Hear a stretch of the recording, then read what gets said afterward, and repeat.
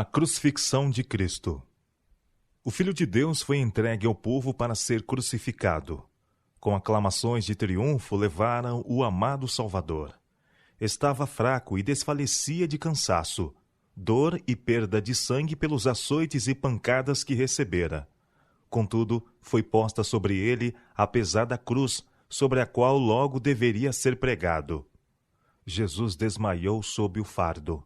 3 vezes a cruz lhe foi colocada sobre os ombros, e 3 vezes desmaiou. Um de seus seguidores, homem que não tinha abertamente professado fé em Cristo e contudo nele cria, foi tomado em seguida. Sobre ele puseram a cruz e levou-a ao lugar fatal. Hostes de anjos estavam arregimentadas no ar sobre o local. Alguns dos discípulos de Cristo seguiram-no ao Calvário, com tristeza e amargo pranto. Recordaram sua entrada triunfal em Jerusalém apenas poucos dias antes, quando o acompanharam clamando: Hosana nas alturas! E estendendo suas vestes e belos ramos de palmeira no caminho. Tinham pensado que ele deveria então tomar o reino e reinar como um príncipe temporal sobre Israel. Quão transformada a cena! Quão desvanecidas as suas perspectivas! Agora, não com regozijo, nem com alegres esperanças, mas com coração ferido pelo temor e desespero, seguiam vagarosamente, tristemente, aquele que fora infamado e humilhado e estava prestes a morrer.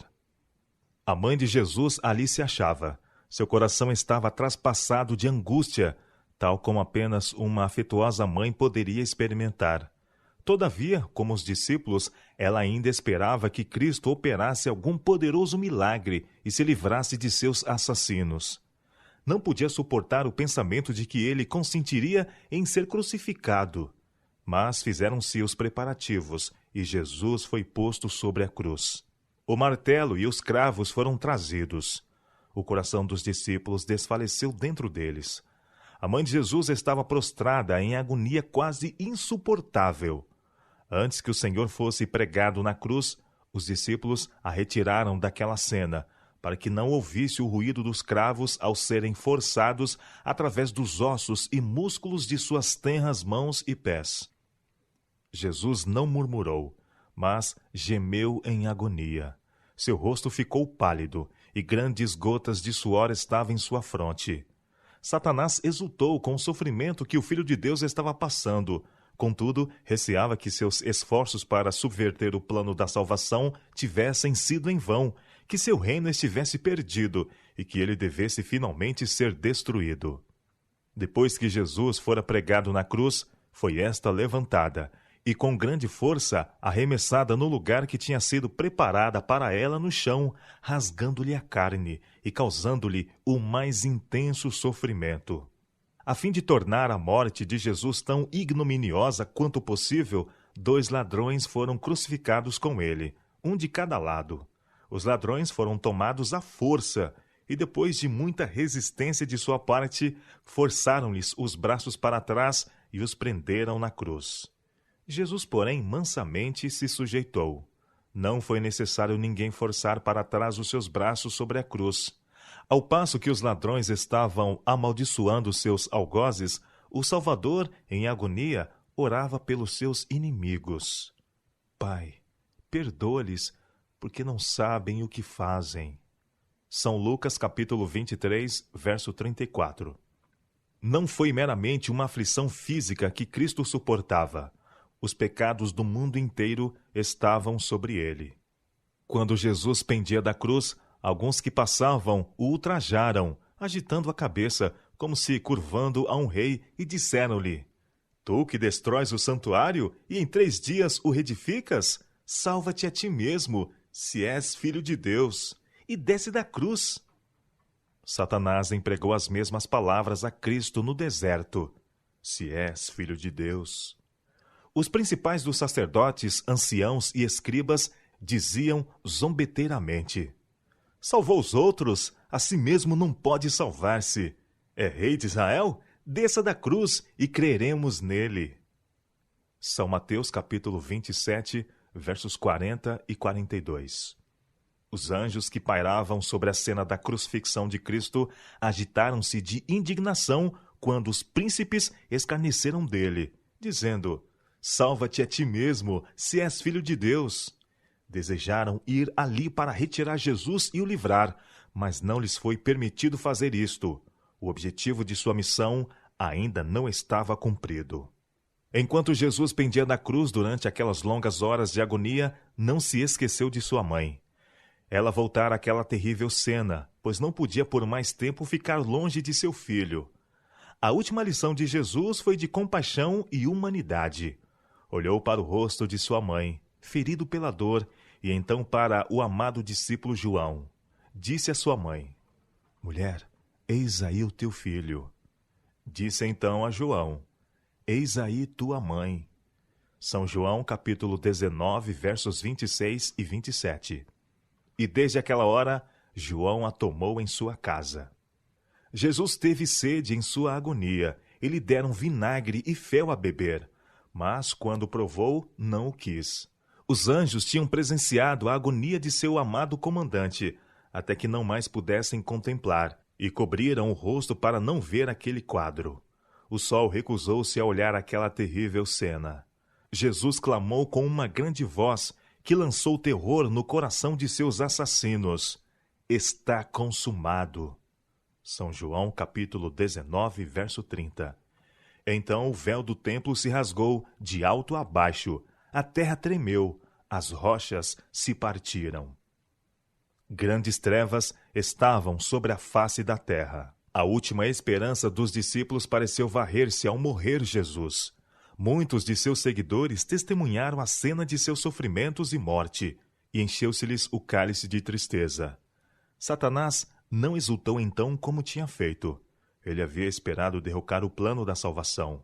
Este, porém, estava muito profundamente estabelecido. E agora, pela morte de Cristo, sabia que ele próprio deveria finalmente morrer, e seu reino seria dado a Jesus. Reuniu um conselho com seus anjos. Em nada havia ele prevalecido contra o Filho de Deus, e agora deveriam aumentar seus esforços e com todo o poder e engano volver a seus seguidores. Deveriam impedir todos quantos pudessem de receber a salvação para eles comprada por Jesus. Assim fazendo, Satanás poderia ainda trabalhar contra o governo de Deus. Também seria de seu próprio interesse afastar de Jesus quantos fosse possível, pois os pecados daqueles que são remidos pelo sangue de Cristo serão finalmente remetidos ao originador do pecado, e este deve arrostar o castigo deles, enquanto os que não aceitam a salvação por meio de Jesus sofrerão a pena de seus próprios pecados. A vida de Cristo foi sempre destituída de riqueza, honras e ostentação mundanas. Sua humildade e abnegação estiveram em notável contraste com o orgulho e condescendência própria dos sacerdotes e anciãos. Sua imaculada pureza era uma contínua reprovação a seus pecados. Desprezaram-no pela sua pureza e santidade, mas aqueles que o desprezaram aqui vê-lo-ão um dia na grandiosidade do céu e na insuperável glória de seu Pai. No julgamento, ele esteve cercado de inimigos que se achavam sedentos de seu sangue. Mas aqueles que, empedernidos, clamaram: Caia sobre nós o seu sangue e sobre nossos filhos. Contemplá-lo-ão como um rei cheio de honras. Toda a hoste celestial o acompanhará em seu trajeto, com cânticos de vitória, atribuindo-lhe majestade e poder, a ele que foi morto e, contudo, vive de novo como um poderoso vencedor. Pobres, fracos, miseráveis homens cuspiram no rosto do Rei da Glória, enquanto uma aclamação de triunfo brutal surgiu da turba diante do infamante insulto. Desfiguraram com pancadas e crueldade aquele rosto que encheu o céu todo com admiração. De novo contemplarão aquela face, radiante como o sol de meio-dia, e procurarão fugir de diante dela. Em vez daquela aclamação de triunfo brutal, chorarão por causa dele. Jesus apresentará suas mãos com os sinais de sua crucifixão. Os sinais desta crueldade sempre ele os levará. Cada vestígio dos cravos contará a história da maravilhosa redenção do homem e o valioso preço por que foi comprada. Os mesmos homens que arremeteram a lança no lado do Senhor da vida verão o sinal da lança e lamentarão com profunda angústia a parte que desempenharam em desfigurar o seu corpo. Seus assassinos molestaram-se grandemente pela inscrição "O Rei dos Judeus", colocada sobre a cruz por cima de sua cabeça. Mas então serão obrigados a vê-lo em toda a sua glória e real poder. Verão em suas vestes e sua coxa escrito com vívidos caracteres: Rei dos Reis e Senhor dos Senhores. Bradaram-lhe zombeteiramente enquanto pendia da cruz: Desça agora da cruz o Cristo, o Rei de Israel, para que vejamos e creiamos. São Marcos capítulo 15, verso 32. Contemplá-lo-ão então com poder e autoridade reais. Não pedirão provas de ser ele o Rei de Israel, mas, esmagados ante uma intuição de sua majestade e glória extraordinárias, serão compelidos a fazer este reconhecimento: Bendito o que vem em nome do Senhor. O abalar da terra, o partirem-se as pedras, o espalharem-se as trevas sobre a terra, e o alto e forte brado de Jesus: Está consumado, ao render ele a vida, perturbaram seus inimigos e fizeram com que tremessem os seus assassinos. Os discípulos admiraram-se com estas singulares manifestações, mas suas esperanças foram aniquiladas.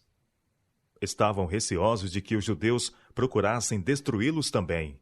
Estavam certos de que tal ódio, como que havia sido manifestado contra o Filho de Deus, não terminaria com ele. Horas solitárias passaram eles, chorando por causa de seu desapontamento.